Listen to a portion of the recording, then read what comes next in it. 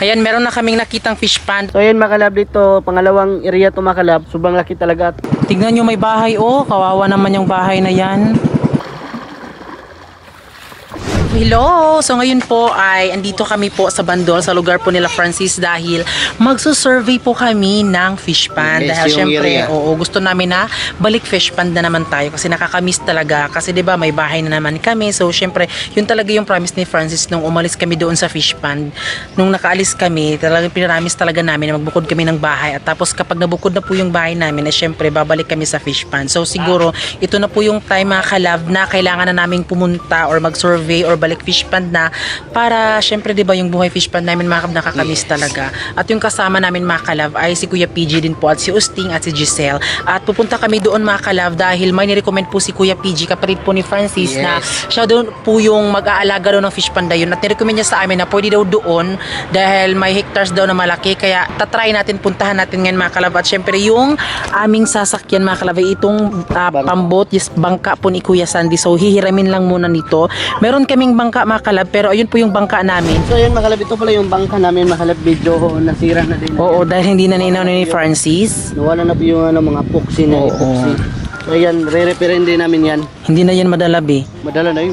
Ayan, ito yung bangka namin. Kaya hindi ako sumasakay nito mga kalab kasi Maliit. parang maliit talaga siya. Iba yung malaki naming bangka na nabili namin noon kasi na-expire na din yun. Kaya ito din po. Ayan, so kawawa talaga no. So iba talaga kapag nasa fish pond ka pa kasi talagang maaano mo talaga yung bangka na to. Pero ngayon wala na talaga. Pero magagamit lang natin yan soon kapag may area na tayong fish pond, no? Kaya yun po, tatry namin mag-survey ngayon, maghanap ng fish pond kung meron nga ba. Basta yung ano po namin mga kalab ay talagang pupunta talaga kami doon para makahanap po ng fish pond at so excited talaga. So ngayon po mga kalab ay punta na po tayo. Let's go!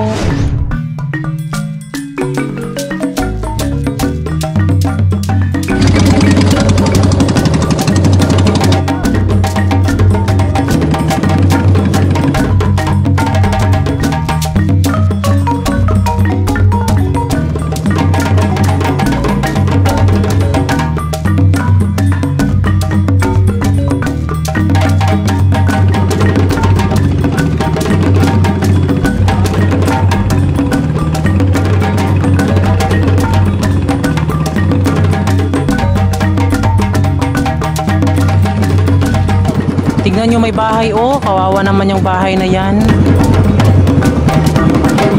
Ha? Yun.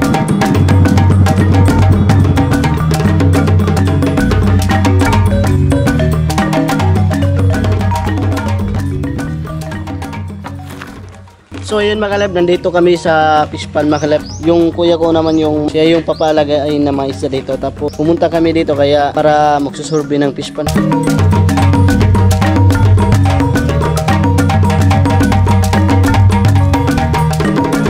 Ito ang unang pinuntahan namin na fish pond at nabighani kami dahil may bahay.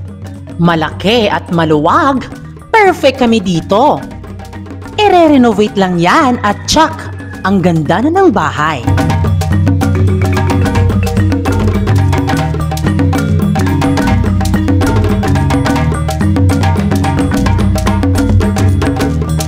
Ang fish pond na to ay 5 hectares.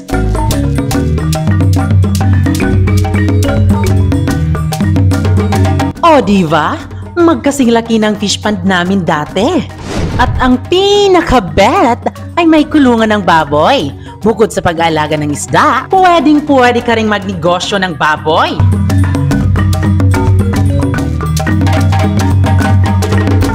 Meron din silang 2 pamerta. Ang liit, di ba? Pero wag ismulin dahil yan ang pinaka-importante. Dahil dyan dinadaan ang mga isda kapag nag-harvest.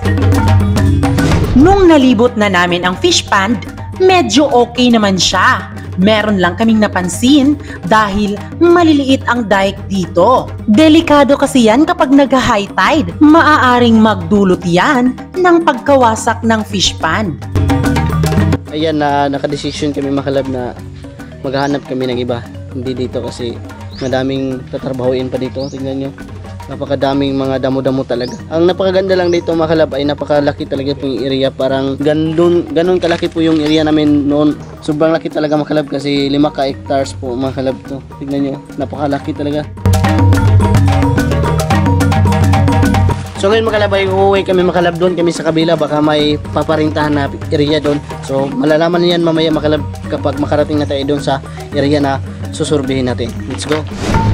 Samahan niyo naman kaming mag-survey sa pangalawang fish pond na ating pupuntahan.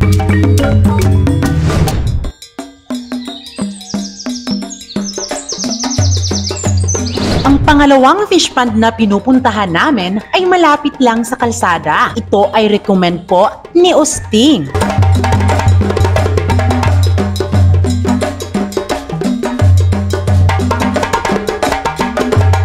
Sa pangalawang fish pond na pinuntahan namin ni Francis, dahil sa sobrang laki, ang sarap pa sa mata at napakalinis. So ayun mga kalab, dito pangalawang area to mga kalab. Sobrang laki talaga at napakaganda, napakalinis yung sa tunga, sa gitna mga kalab, no? Oo, kasi isang tanawin lang din makikita mo na yung mga mangunguha. Halatang halata na inaasikaso ng nagmamay-ari. Ang mas nakakaganda dito mga kalab, no, kapag nag-harvest o kapag may kumukuha doon, syempre i-vlog lang yan. Ayan, ito ang ganda talaga mga kalab, grabe. Sobrang ganda. Napupusuan ko talaga mga kalab ng walang pagdadalawang isip. Ayan ang ganda. Sana papayag yung nagmamay-ari nito. Meron pong kuryente dito noon pero kinuha na po. So ngayon po mga kalab ay pupuntahan po namin ngayon ang nagmamay-ari nito dahil sobrang okay talaga mga kalab. Sobrang ganda, malapit lang sa kalsada. Tapos kung gusto mong lagyan ng kuryente, pwede siya. Maglagay kami dito ng mga alagang hayop, di ba? So sobrang dali lang talaga. So yung pinaka-main talaga na rason namin is para kung gusto naming mag-alaga ng mga baboy kapag ibenta, di ba, hindi na kailangan pumunta doon para at syempre sa pag-aaral din ni Giselle, para mas madali lang din siyang makapunta sa pag-aaral kasi gusto namin na malapit lang talaga sa bahay namin. Kaya sana ito puntahan natin at sana maging okay. At agad-agad naming pinunta ang kanilang bahay. At unang bumungad ay ang kanyang anak na trans. Hi, Kina! Uy, nag-survey mi sa inyong fish pond. Pero yung baligya to, Ken. So, she's my friend. 3M? At ang sabi, 3M daw. Halata naman talaga dahil sa sobrang ganda at napakalawak ng fish pond nila, talagang mapapawaw ka. Ang pagkaroon kasi ng fish pond ay hindi madali. Nandun na lahat ng dugot pawis. Andito na naman tayo sa pangatlong fish pond. Ito ay recommend ni Kuya Sandy.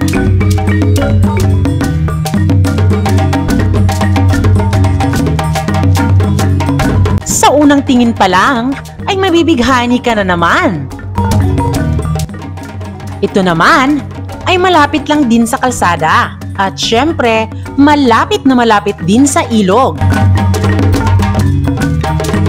Dahil malapit lang sa ilog, pwede mo ding patambakan ng mga lupa. Kumuha lang ng kawayan at iharang ito. At dyan mo ilagay ang mga lupa para magkaroon ka ng makapal na dike.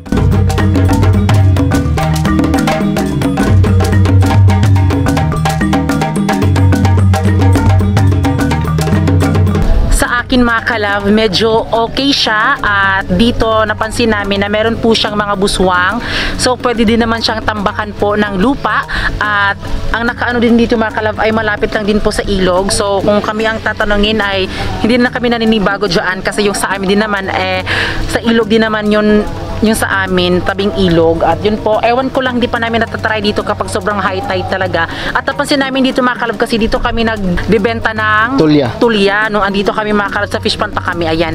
At as you can see mga kalab, meron po mga bahay andun po. So hindi siya gaano doon sa mga ibang fish pond po na talagang medyo malayo po sa mga bahay-bahay. Pero dito po, sobrang dami po ng mga bahay.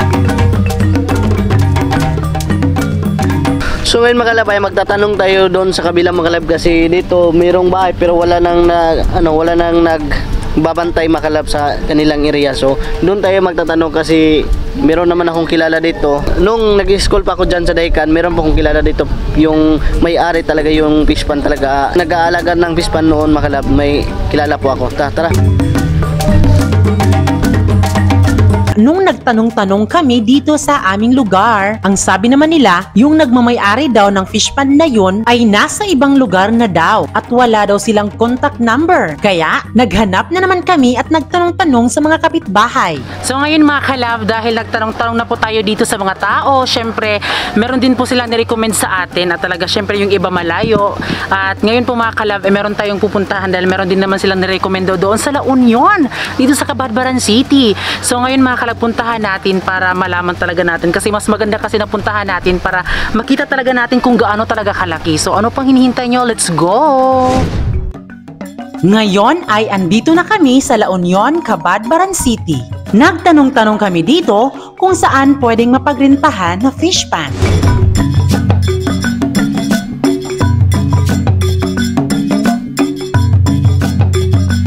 At sa wakas, meron kaming nakitang fish pan. Kaso nga lang, napakagubat.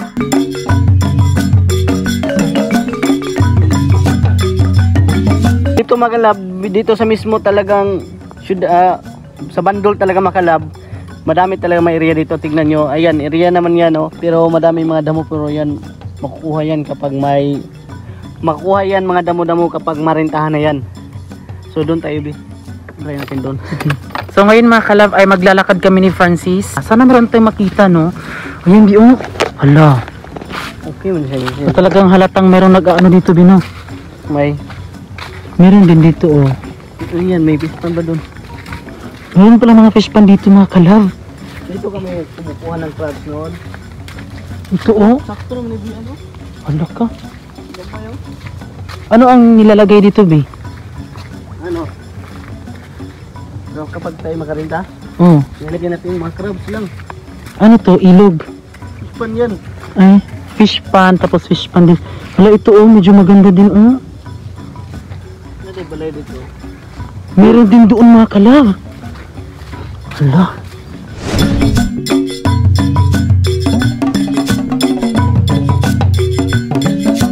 So dito tayo sa kabila dahil meron din. Sino kaya nagmamay-ari dyan, B? Na may tao magtatanong tayo doon. Hala, bongga, oh. Ayan.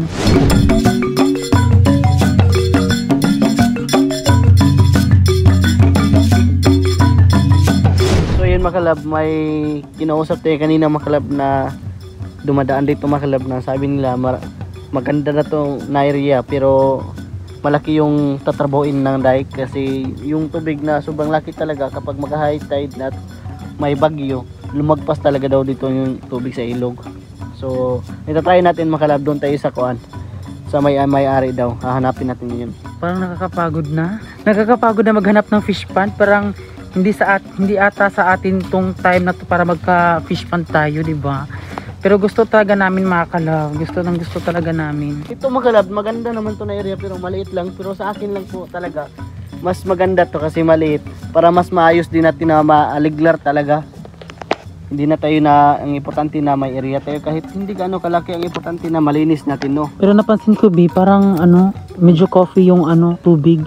Kaya medyo kopi yung tubig kasi umuulan dito sa atin, no. Ganyan talaga yung tubig dito kapag palagi na lang umuulan na yung tubig sa ilog at tubig ng ulan ay nakahalo, parang Milo everyday. So anong gagawin natin ngayon? Maghanap tayo ng ito. So try pa rin namin maghanap mga kalab. Ito napakaganda na area pero favorite ko talaga ito kasi maliit lang, hindi gaano kalaki para mas lagyan natin ng mga crabs. Oo, at alam nyo ba, kung napansin nyo na medyo makalat yan, okay na okay yan kapag may crabs na nilagay dyan dahil dyan sila na tumatago. Pero ngayon, laban pa din ang buhay, maghahanap pa din tayo hanggang sumuko tayo, pero wag pa din tayong sumuko, 'di ba? Ay, Diyos ko, day, arat na arat talaga yung namin, paghahanap ng fish pan. So sana makahanap tayo. So maghanap tayo ng iba pa.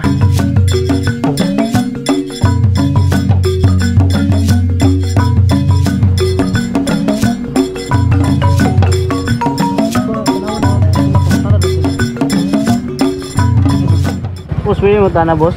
Ano ba area dengan pabangan fish pan ba? Pabangan sa ano. Sanghan. Unsa na lang nagkuha kag isda? Nakakuha na ka. Hindi mo palit, wa hektarya. Dito na area. Kaya kang magagaw. Di ka na mo na. Hala, mura sa nako. Unsa man hinod na diri long? Mo dali ilok si Ri. Ay nakahuli sila ng isda oh. Ilalagay nila sa aquarium. Tilapia. Kasi kalo oh, tignan mo pala. Papaw na ron. So yung ginagamit nila ay lambat no? Panty. Hindi panty sa babae ha? Kukuha ni mo ron. Sige daw. Giboy, giboy. Kukunin niya yung isda. Baka may shark dyan.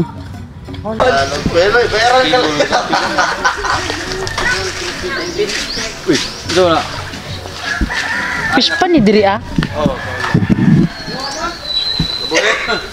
So ito po ay fish pan po ito noon. Ay, na siya nakuha. Yan na. Ay, may nakuha siya. Ayun o. Ayun, nakakuha siya.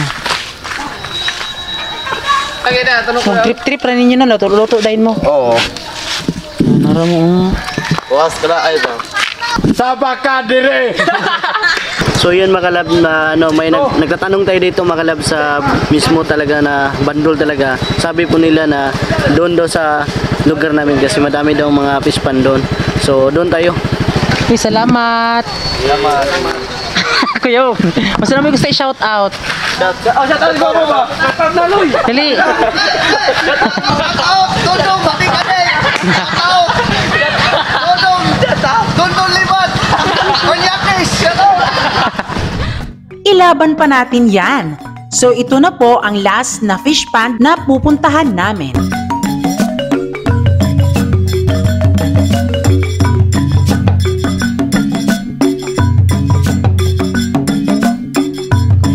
So yun mga kalab, meron po kaming nakita dito sa kilid ng kalsada mga kalab na area na fish pond talaga. Yan po, medyo malaki talaga yung kapag makarenta tayo dito, sobrang laki talaga yung tatarbahin kasi maliit lang yung dike nila oh. Tignan nyo, ganyan nakaliit.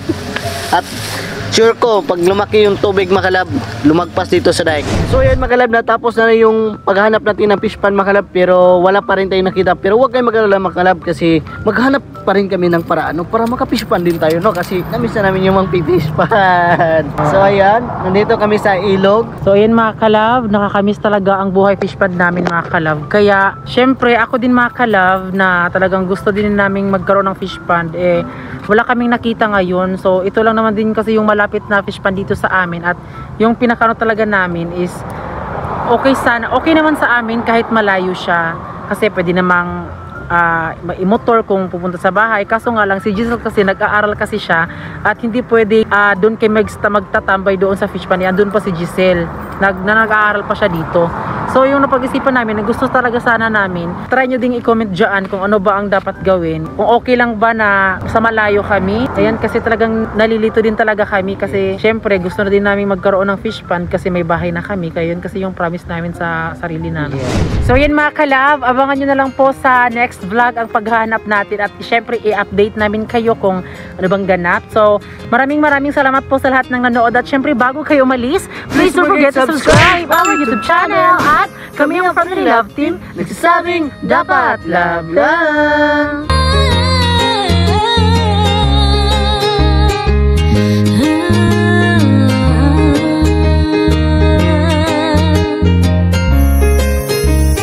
Nailag na sa kadudong, pait ang panghita.